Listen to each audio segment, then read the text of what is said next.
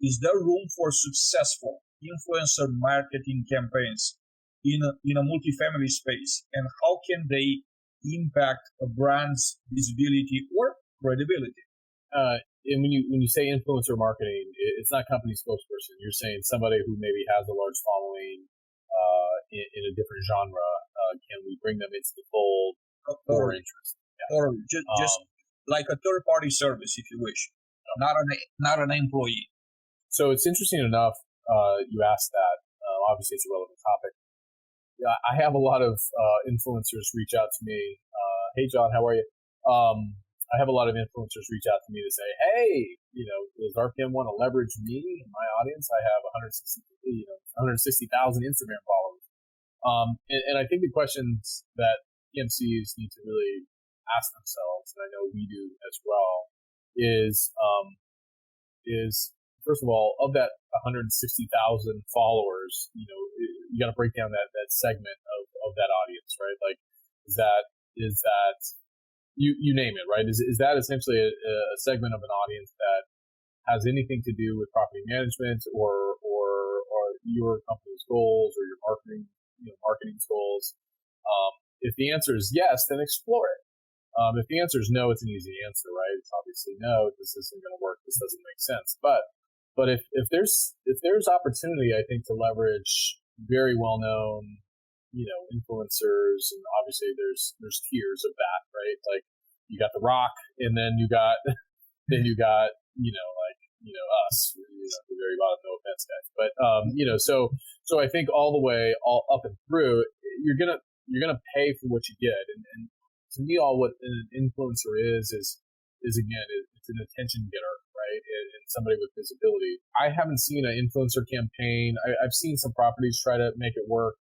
I think I've seen a short life and sort of a short pop of opportunity. Maybe it might lead some folks in for promotion.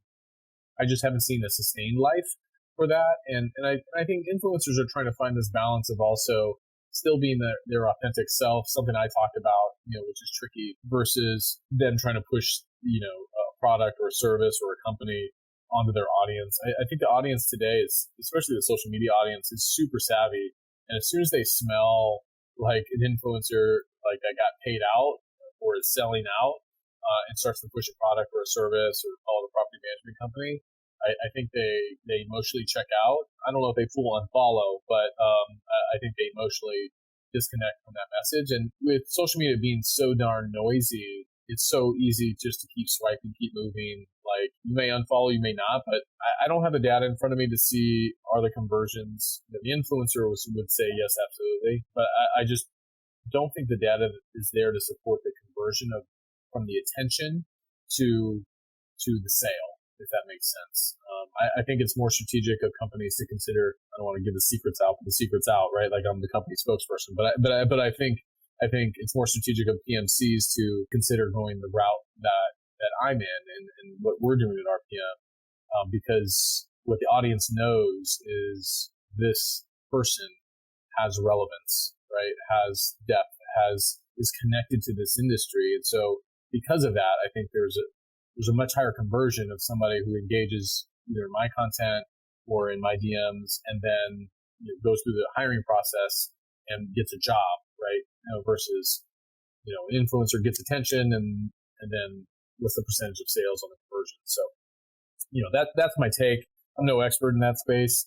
That's my hunch. I do think it's more valuable for them to find people within the organization that has a reputation and has influence within the industry, and to give them the support, tools, and training to help leverage, whatever their initiatives are.